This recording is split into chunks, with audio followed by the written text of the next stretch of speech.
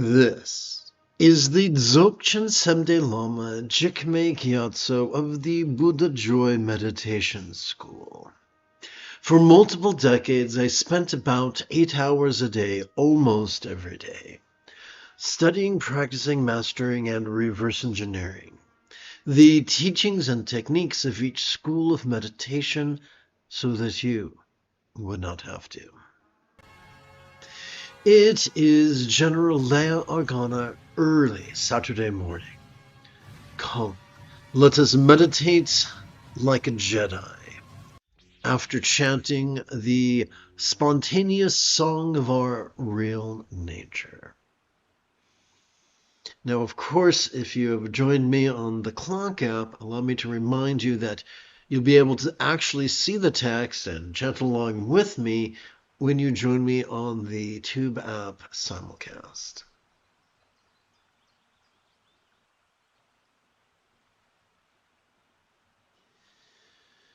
Together. Dujum Jigdrill Rinpoche spontaneous song of our real nature, calling the teacher as if from afar.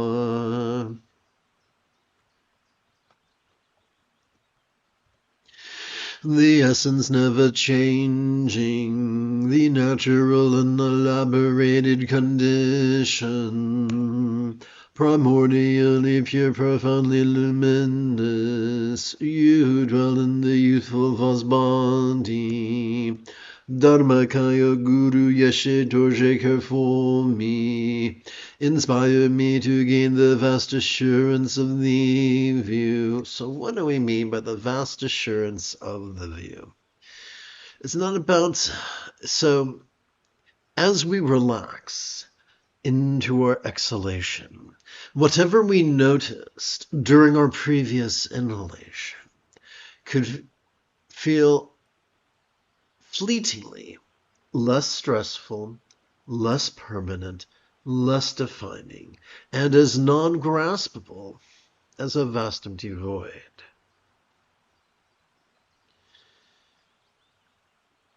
This is not something we believe. This is not something we visualize. This is not something we philosophize. This is an inevitable consequence of sitting and breathing and noticing and relaxing once every 12 hours or so.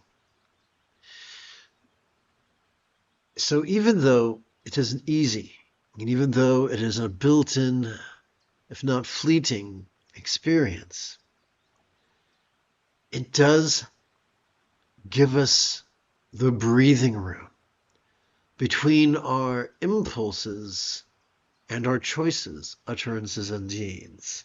It is that which liberates us from their tyranny.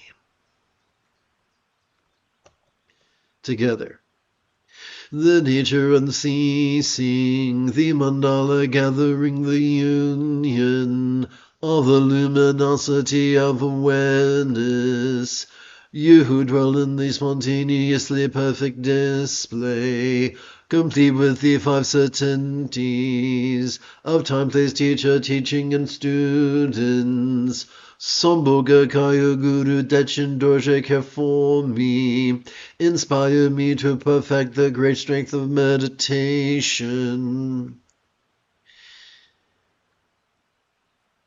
Our sympathetic and parasympathetic nervous systems have evolved to help us to vulnerably, passively, viscerally, randomly, and fleetingly notice all mind's antics of perception, emotion, intention, thought, memory, and imagining, as well as physically release them and mentally, as well as physically relax and mentally release them during each exhalation. This is the great strength of meditation.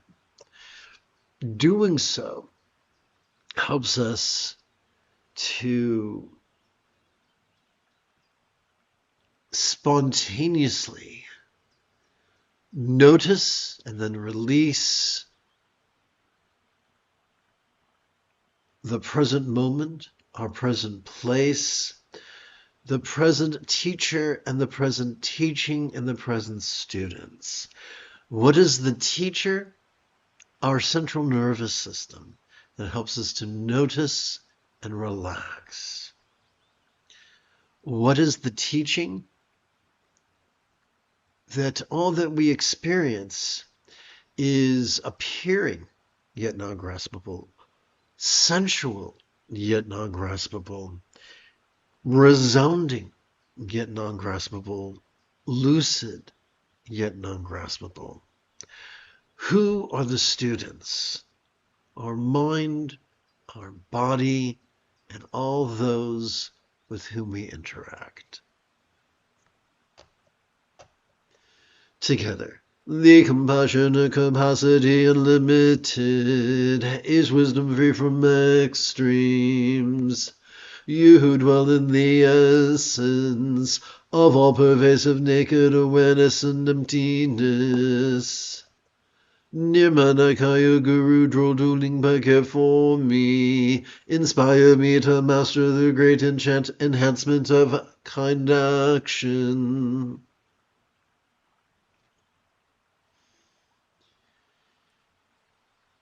I'm so grateful that both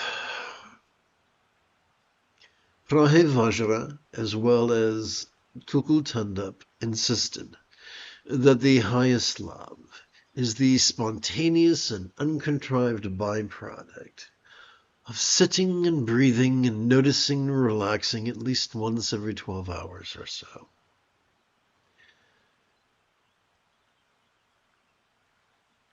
Not only does this help us to experience, to feel greater kindness, or to practice greater kindness of intention, or let's rephrase this, to practice greater mental kindness, interpersonal kindness, physical kindness, and circumstantial kindness. Kindness of intention, kindness of communication, kindness of conduct, and kindness of commerce. But the cool thing is that the more we sit and breathe and notice and rest, the more our choices and utterances and deeds are guided, not by contrived calculations, not by wild scatteredness, but instead by love's deeply centered spontaneity, which is known by many names, such as right effort, or effortless effort, or wu wei, or doing without doing, or going with the flow, or expedient means. Together, the primordial ground of self-awareness is unmoving and unchanging. Whatever arises as the play of the Dharmakaya is neither good nor bad, since the present awareness is the actual Buddha.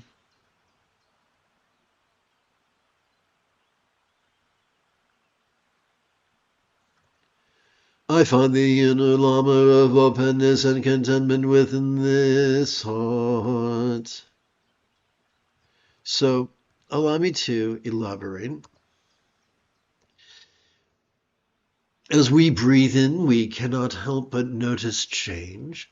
And as we breathe out, even that change seems fleetingly less stressful, less permanent, less defining, and less graspable.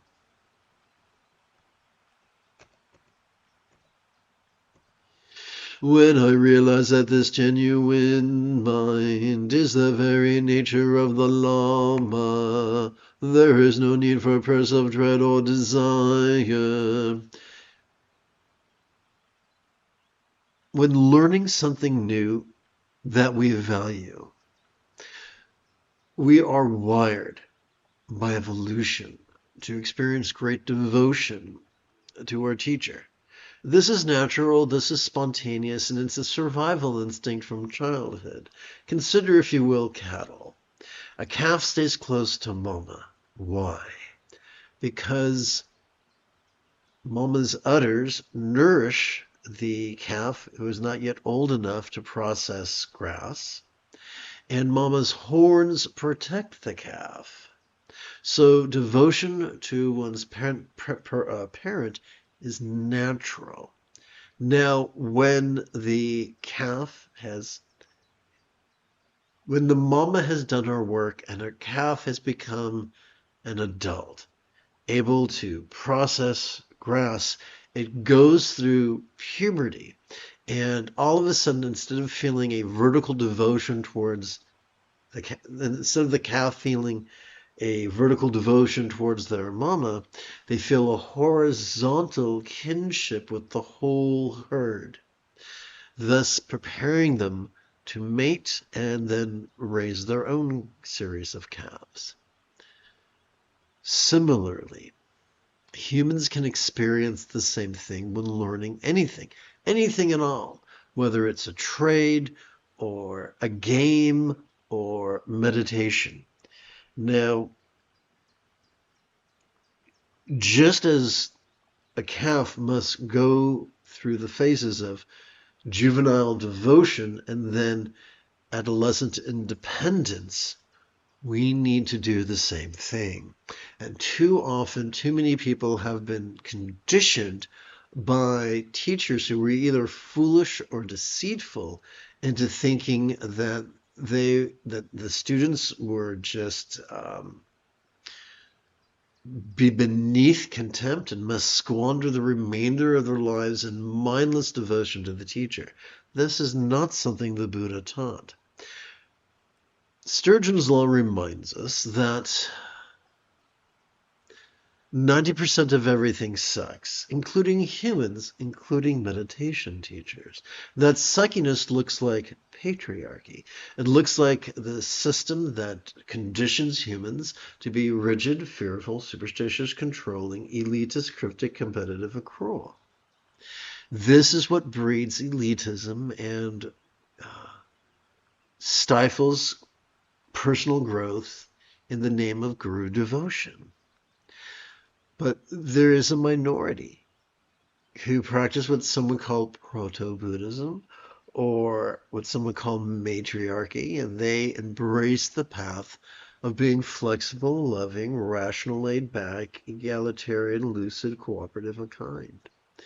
And they, although they're happy to apply the advice of their teachers and emulate their example, once they have mastered their teacher's instructions, they realize the same thing, that their mind has the same nature as their teacher's mind. Their mind can notice vulnerably, passively, viscerally, randomly, and fleetingly, just like their teachers. Their mind can perceive, emote, intend, reason, recall, and imagine just like their teachers. And as they relax into their exhalation, all their mental activity could feel fleetingly less stressful, less permanent, less defining, and less graspable, just like their teachers. And so, in the span of as little as a week, one can master the path and take this realization to heart. So let us sidestep the bear trap of being a sanctimonious sycophant.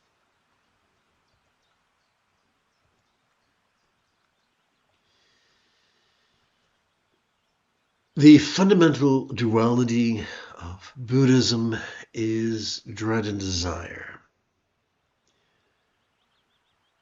There is no need to squander our time and energy petitioning real or imagined celestial entities through invocation or visualization or offering. We are already wired to dread that which is harmful to us. The most efficient way to process that is to simply notice and relax in harmony with our breathing. And that will guide our choices, utterances, and deeds in a way that will help us prevent or minimize those dreadful things. Similarly, we have evolved to desire things that are useful for our happiness and well-being. As we sit in meditation, we notice and relax and therefore process those desires and better inform our choices, utterances, and deeds. There is no need to squander our time and energy in ritual or supplication. Remember, it's not our job to forever be the calf, but to be the full adult member of the herd. Together, by relaxing and uncontrived awareness, the free and open natural state, we obtain the blessing of the aimless self-liberation of whatever arises. So without agenda, without indulging our dreads and desires, through the simple act of cooperating with our body's parasympathetic nervous system, we relax in harmony with our exhalation and thus release all that we experienced during our previous inhalation. So uncontrived awareness is important. Contrived concentration depends upon overworking the medial prefrontal cortex just behind our forehead, thus triggering our amygdala at the bottom of our brain, which is the seat of anxiety and aggression. However, when we passively cooperate with the core of our sympathetic nervous system in the middle bit of our spinal cord to vulnerably, passively, viscerally, randomly, and fleetingly notice whatever comes up, be it external or internal, physical or mental, pleasurable or painful, interesting or boring, convenient or arduous, glorious or grotesque.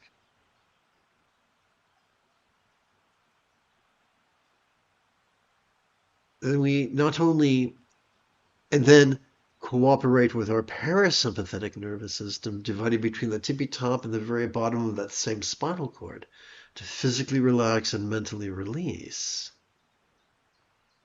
Then we find that we are freer. And we are an open book. We are very innocent and very spontaneous and much more happy and much more joyful and much more creative. Buddhahood is not obtained by fabricated dogmas, contrivances of concentration and contemplation, fabricated by the intellect or the deceiving enemy. So I forgot to, there's a typo here, so I'm going to mark this page. This is 23. Whoops, 23. And I'll hopefully attend to it after class. So as I just mentioned, overworking our medial or dorsolateral prefrontal cortex behind our forehead will just make us more anxious and more aggressive and make peace and love an impossibility. Now it looks like by hitting the numbers, I altered OBS. Fortunately, it's an easy fix.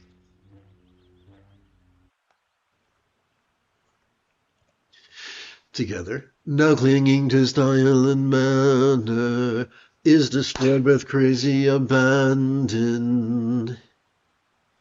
In other words, we become, our choices and utterances and deeds flow from love's deeply centered spontaneity. Together, may this life be spent in this state of uninhibited naked ease. When I first came across the phrase naked ease many decades ago, I was terribly excited, thinking it was a reference to naughty, naughty Tantra. Imagine my disappointment when I learned that naked ease was a reference merely to spontaneity and vulnerability.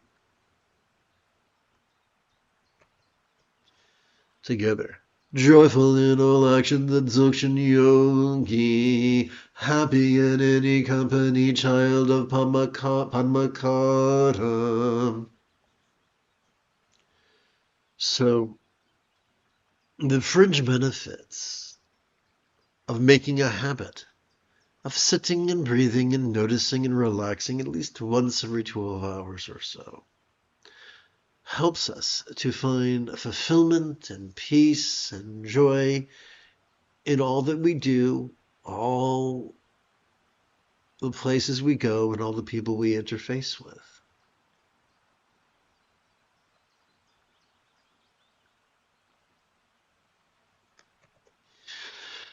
Together. Lord, who has no peer, great treasure, revealing Lama, Dharma without equal, heart essence of the Chondros. Oh, sorry, I forgot.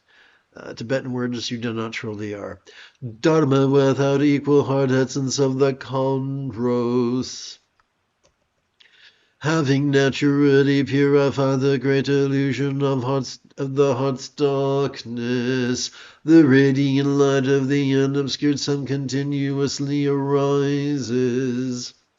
And so, let us answer the question, what is enlightenment? What if enlightenment was as simple as mastering the Eightfold Path? But what is mastery? Anytime we get so good at a skill that we practice it spontaneously, habitually, easily, and effectively, we have said to master. As we children, we mastered using the commode instead of our diapers. We mastered brushing our teeth, tying our shoes, riding a bike, reading, writing, and arithmetic. Did we not? It is possible to master the Eightfold Path in as little as a week, according to the Buddha, and according to the teachings found in the second and final passage in his Discourse on the Four Bases of Mindfulness. The seventh and eighth folds are simply sitting and breathing and noticing and relaxing in harmony with our breathing. By doing that, we effortlessly accomplish the first fold, which is viscerally recognizing during our exhalation how things are fleetingly less stressful, less permanent, less defining, and less graspable. We cannot help but realize that viscerally as a involuntary byproduct of regularly sitting and breathing and noticing and relaxing. Likewise, we cannot help but experience, as I mentioned previously, we cannot help but practice greater kindness of intention, communication, conduct, and commerce. The more we sit and breathe and notice and rest, the more we cannot help but practice, the more our choices and utterances and deeds flow, not from contrived calculations, not from wild scatterness, but instead from love's deeply centered spontaneity. This is the path. Being a Buddha does not mean you no longer feel some emotions and only feel other emotions. It means you're completely vulnerable to the full spectrum of human perceptions, emotions, intentions, thoughts, memories, and imaginings, from the interesting to the boring, from the glorious to the grotesque. Being a Buddha simply means we've mastered working with them, that we're able to process them by either sitting or walking in harmony with breathing and noticing and resting, or relaxing. Let's continue. This good fortune is the kindness of the inner Lama of our awareness and release our only mother and father. Awareness is the gift of the sympathetic nervous system, whose core is found in the middle bit of our spinal cord. Release is the natural byproduct of our autonomic nervous system, whose core is divided between the tippy top and the very bottom of that same spinal cord. Maybe you've seen images of two Buddhas, a male and a female, sitting in tantric union. The female represents spontaneous awareness, notice whenever we experience. And the father represents centered, represents relaxing and releasing. The two represent the essence of the Buddha's path. Let's continue. O inner Lama of our awareness and release, such unrepayable kindness I treasure only you. So, to make it easier, I can write myself a note.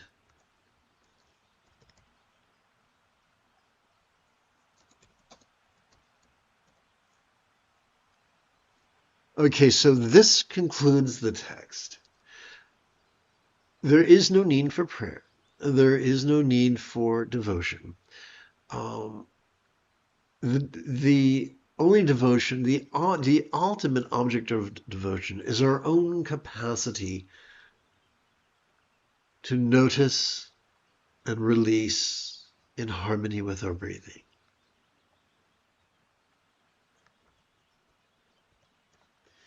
Having completed our opening recitation,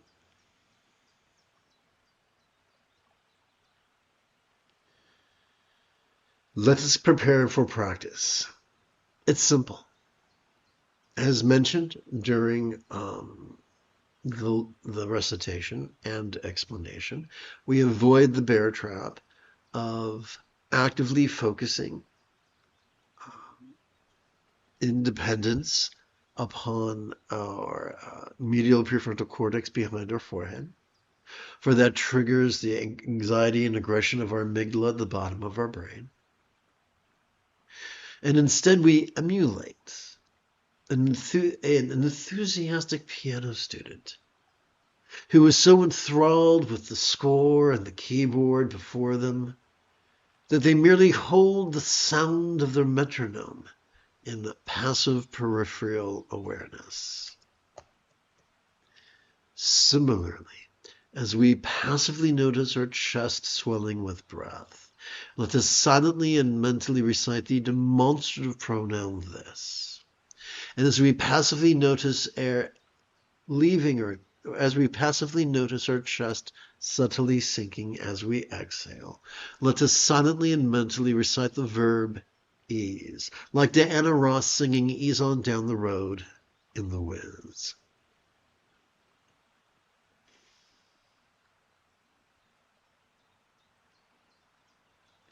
To keep track of our first set of 12 inhalations,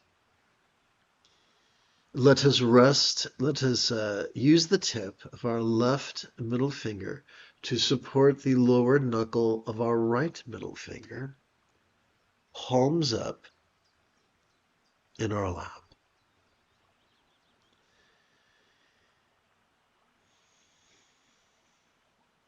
The easiest way to keep track, to actually count our next 12 inhalations, is as follows. During each inhalation, we silently and mentally advance our right thumb across the sets of creases found on the underside of our fingers, beginning with the lower set of creases of our right little finger and concluding with the upper set of creases on our right index finger, advancing our thumb every time we silently and mentally recite the demonstrative pronoun this.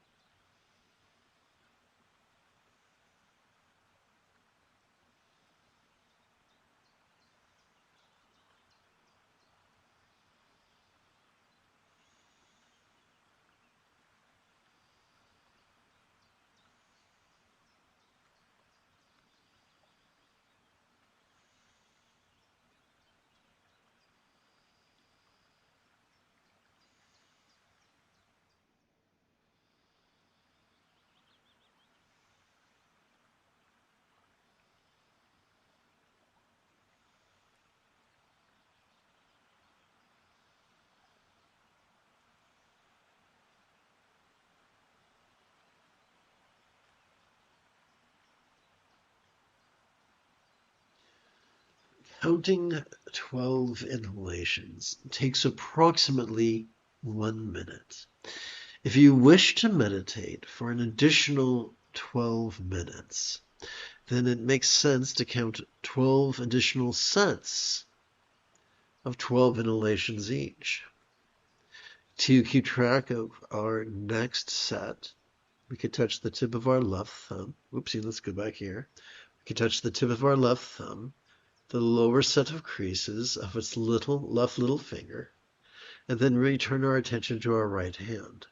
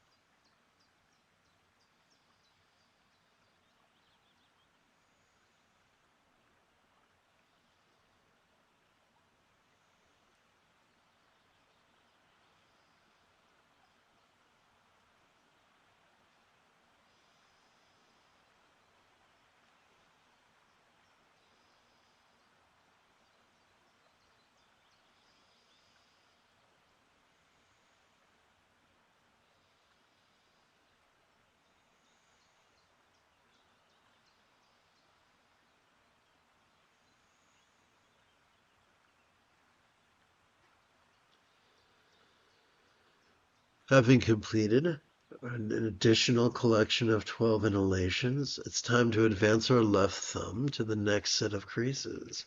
And now that you get the basic idea of how to count multiple sets, 12 sets of 12 inhalations each, let us rest our hands palms up in our lap.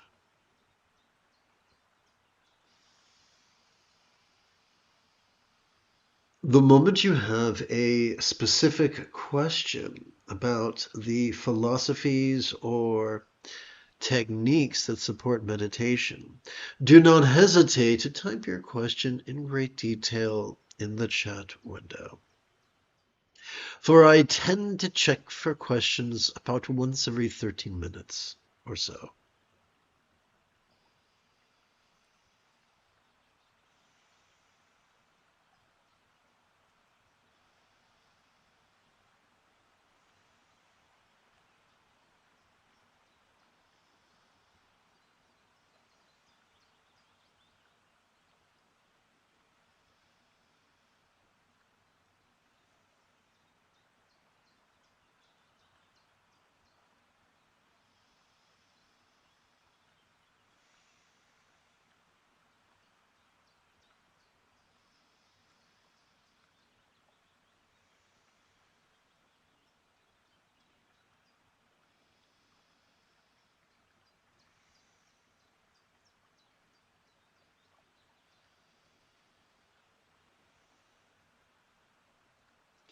No, Virginia.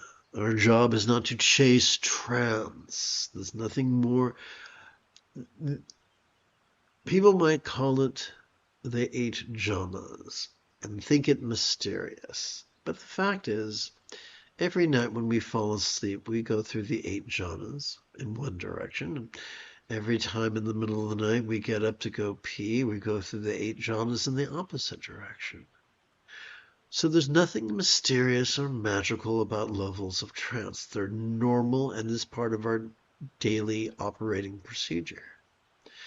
The path of patriarchy, the path of indulging our controlling tendencies, often endorses the chasing of trance. But upon the path of matriarchy, path of being laid back, we simply enjoy the ride. Meditation is like going to the theater. As we take our seat, we remember that we are not the producer, the director, nor the playwright. We're just some bloke sitting in the seat, passively watching the antics of thespians upon the stage. Similarly, all we do is sit and breathe and notice and relax. That's it. And even the act of noticing and relaxing is not an act indulging our controlling tendencies, for we are already wired to notice and relax in harmony with our breathing. We simply play with the words this ease to remind our intention, our volition, our will, to take a relaxing break from the exhausting habit of actively competing against our own autonomic nervous system and instead to cooperate with it passively.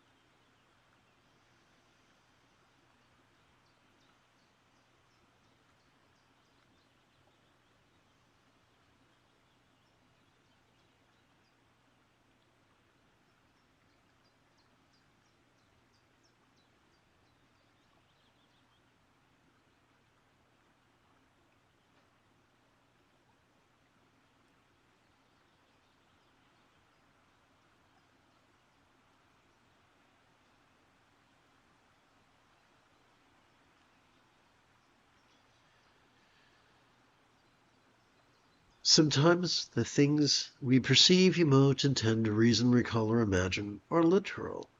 Sometimes they're figurative.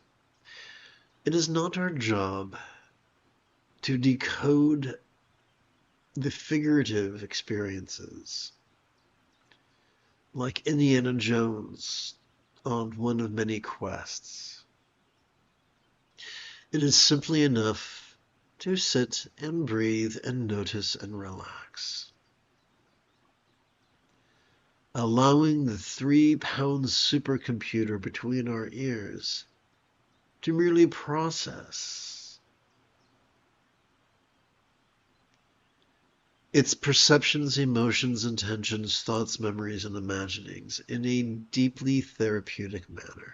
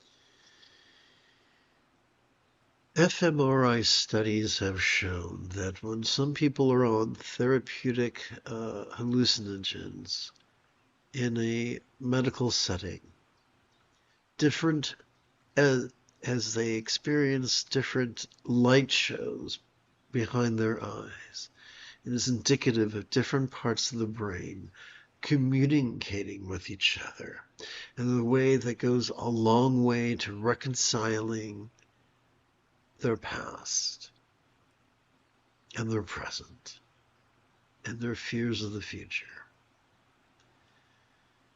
We can experience something very similar simply by gently closing our eyes as we meditate.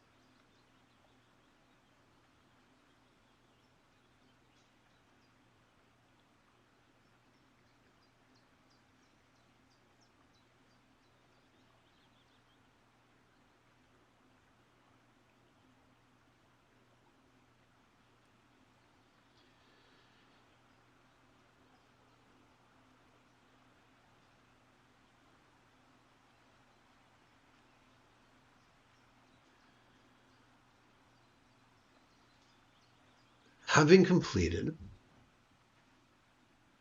our first collection of 13 sets of 12 inhalations each, we may wish to count a second collection or gather a second collection. To keep track of that, we return our attention to our left middle finger, and this time advance the tip of our left little finger up the back of our right middle finger until we come to the middle knuckle. And then we continue again. And now we count 12 inhalations.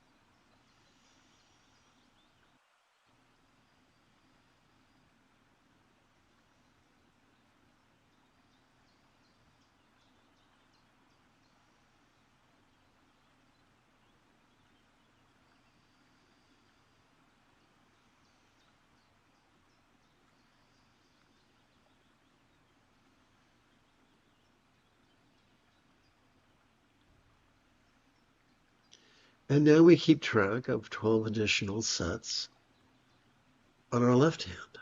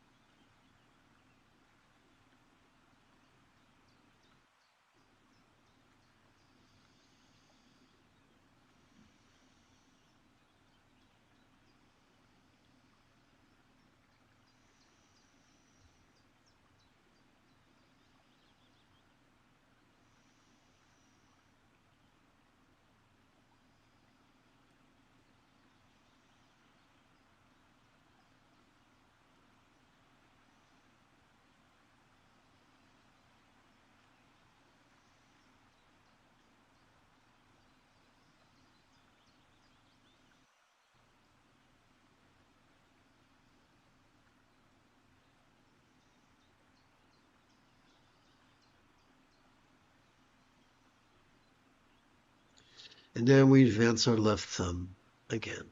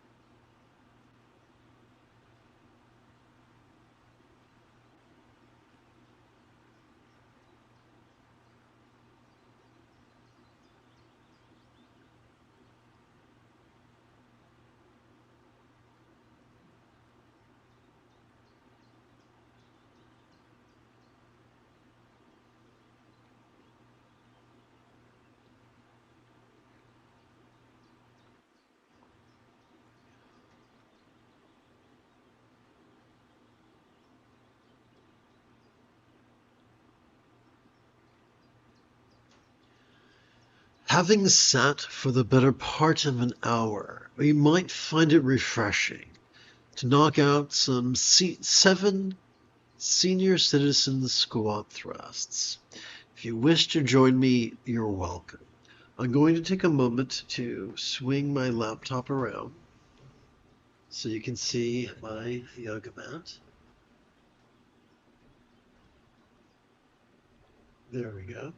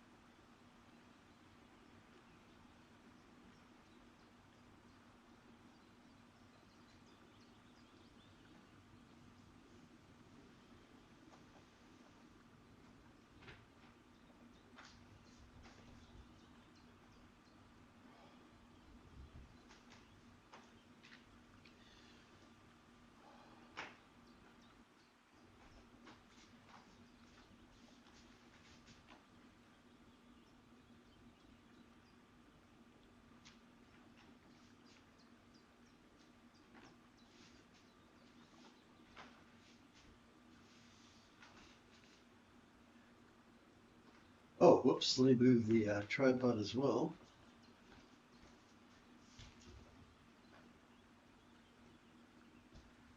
Okay.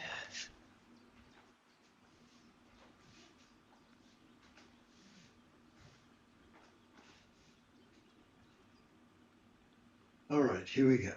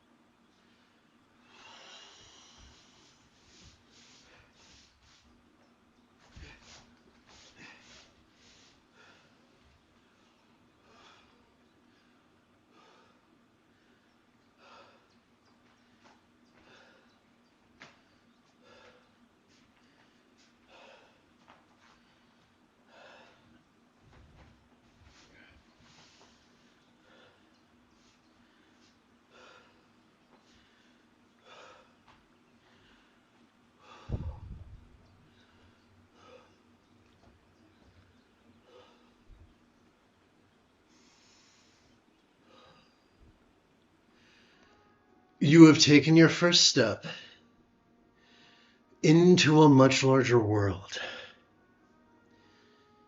If you feel that I have earned it, you could give this live stream a thumbs up. You could even help support this channel. For meditating like a Jedi is made possible thanks to the generosity of viewers just like you.